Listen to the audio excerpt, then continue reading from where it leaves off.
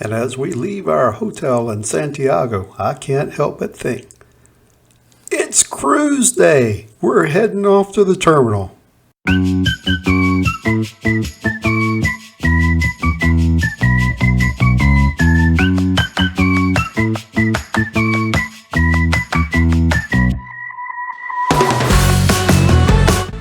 Now this cab ride rearranged with the hotel. Well, if I had to do it over again, I would probably get an Uber XL. We didn't know how big the taxi was going to be from the hotel, but this one, as you can see, was small. We have one big suitcase, riding shotgun. We have a carry-on bag that's also shotgun. We have my backpack, Cheryl's backpack, and another carry-on in the back seat. And of course, our third or last piece of luggage, a big one, was in his trunk. So we were jam-packed with luggage. And the cost? It was $110 one way, about the same price as the Uber XL. So yeah, we'd have had better room. It would have been a whole lot better ride. But still, he got us there in one piece, and we're going to the ship. It's about a 45-minute ride, one way to the cruise terminal. But as you go in, you pass by all the countryside and see all the sights. You can see the hills coming up, and San Antonio is just on the other side of those hills. It's a toll road nearly the whole way to San Antonio, and at each toll stop, it's pretty much a snack station. When you check in on the line before you get to the terminal, you're going to be given a time to check in. Our check-in time was 3 o'clock, but our checkout time at the hotel was 11. So we decided to go ahead and take that taxi early, and we went at 11 o'clock and showed up. We were at the cruise terminal by almost 12. What happened is they gave us a number, we took a seat, and when our number was called, we went on up and checked in. So we were checked into the ship probably around 1 o'clock. So the time really didn't mean anything to us. But while you're waiting in line, you may as well sing along. The time's never been so good, so good, so good. I'm feeling fine. Bum, bum, bum. Okay, well maybe I'm the only one singing along, but I thought I sang excellent, and Cheryl was sitting right beside me. And in no time, our number was called, and we were checking in, taking the photograph, and then storing our carry-on luggage out in the buses to take us to the ship. This is our planned itinerary on this ship, but that's subject to change based on weather and other factors. And it changed right off the bat, as I'll get into later on. Before you go on the trip, download the Holland America Navigator app. It's a free app that you can download, and it comes in handy while you're on the ship. Not only does it show you the itinerary, each day there's a calendar of events, things that are happening throughout the ship that day.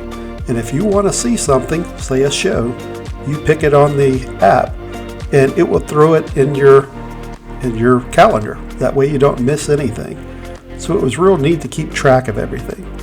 I wish they would have had it so that if Cheryl picked something and I picked something, it would both show us what we picked. But we picked individual stuff and later on that night said, we want to do this tomorrow. That way we had plans for the next day. The app also came in handy for dinner because you could check out what's for dinner before you go into the dining room. So that way, pretty much every night, we knew what we were going to eat before we actually went into the dining room. And this is a little bit of information on the Oosterdam that you'll be seeing us sailing on. We're going on the Oosterdam from Holland, America. And looking at the stats of this ship, it's a fairly smaller ship as far as cruise ships go. This one was built in 2003, had an upgrade or dry dock in 2019, and max capacity is about 1,900 and some odd folks. So, but they said on this ship, whenever that we sailed, we had a little over 1,800, so it was not sailing at full capacity. If we look at the specs of the ship, it's about 82,000 tons, and that's on the smaller end of cruise ships. And our room, we were staying on deck 4, which is on Upper Promenade. So our room was right in the middle of the ship, 4091. And looking at the room types, you can see that there's a lifeboat right outside of our window. But we did have some of the window we could see out of, and that's what the little triangle there is for. Partial sea view is our room type.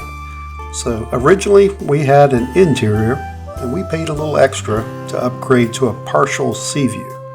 So what we have is essentially two windows, one blocked by the lifeboat and the other we could see out of. So we could see outside what was going on. But these rooms that are right next to it with the X's, all of those rooms were fully obstructed by the lifeboat. So whenever they looked out of the window, if the lifeboats were up, all they could see was the lifeboat. If we were tendering in the port, which is taking the lifeboat boats into the port, then they could see out their window. So for the most part, they couldn't see anything out of their windows. And knowing everything that can go wrong en route to the cruise, only one thing I can think of whenever we step on the boat. As soon as we get on the ship, it's time to start exploring and get a feel for it. And during exploration, we came across the globe. Funny thing about this globe though, it doesn't have where we're going on it. It's off the globe. It looks like North America is kind of exaggerated a little bit, but Antarctica isn't on the globe at all. Of course, that's where the pivot is, where it's turning. So the next thing on our list of things to do is something to eat. And this ship had a station called Distant Lands, and this changed periodically from what was served there. Today, it was Asia in its list of things you can get. Also, a little further down, sushi. All you could eat sushi on a buffet. And it was good. I had it several times while we were on there, and it was always consistently good. I have to say, food on Holland America is a little bit better than some of the other lines. We didn't have anything bad. Here, steak, salmon, mashed potatoes, and gravy. Our room is on deck 4. But if we go down one floor to deck number 3, there's stairs right outside our door. We come up to the jogging track and a deck that goes all the way around the ship. And if you look off in the distance, you can see the brown and blue line. There's a definite line showing where the muddy water stops and the clean ocean water begins.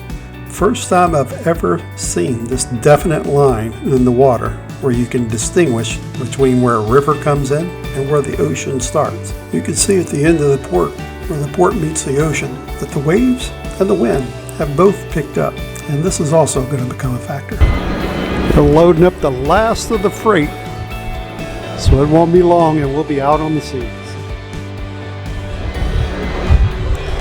And this is the city. And on this particular cruise, the ship had to load up roughly 300 pallets of supplies. That's everything from flour, cold drinks, beer, all the liquor. Even saw cases of toilet paper being loaded onto the ship.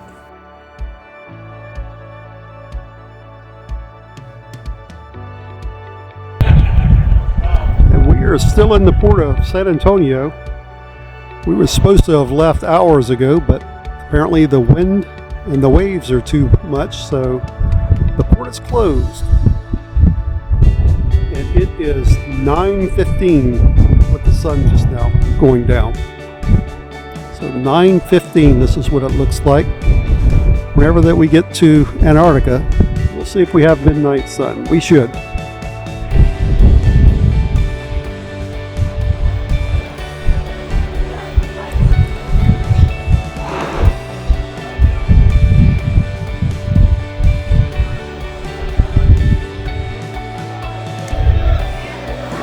Looks like the cranes are still active, so you would have thought they would have shut all them down. Hey, this is Scott. Hey, we had our first setback on our trip today. We had a port cancel. Of course, we haven't left the port of San Antonio yet, but our first stop of Puerto Montt was canceled because the port of San Antonio is closed because of high winds, and also because there's a lot of passengers that missed the ship because the 737 planes have been grounded. So there's a whole lot of people who are at different airports stretched out between their home country and here. So the airports have been grounding planes to check them out. So we're staying here, and of course Holland America sent us a letter to all the rooms. I'll take a picture of that. And we're going to leave this port tomorrow at 4 o'clock in the morning.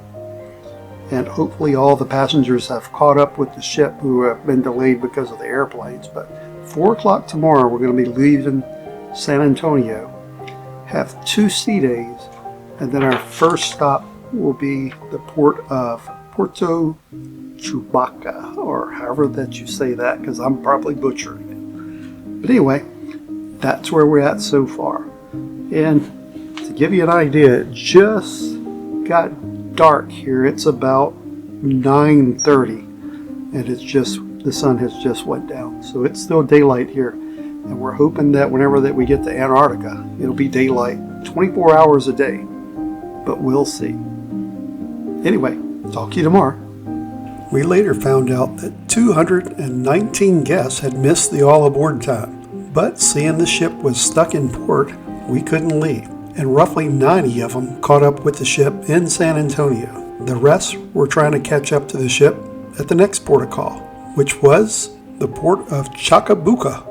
Another fun fact that we later found out about this trip, of the roughly 1,800 people that were on the ship, there were only 11 under the age of 18, so no kids on this cruise virtually. Hopefully you've liked this video, and if so, hit the like and subscribe button to be notified whenever that any of the new videos come out. Thanks for watching, and we'll talk to you on the next video.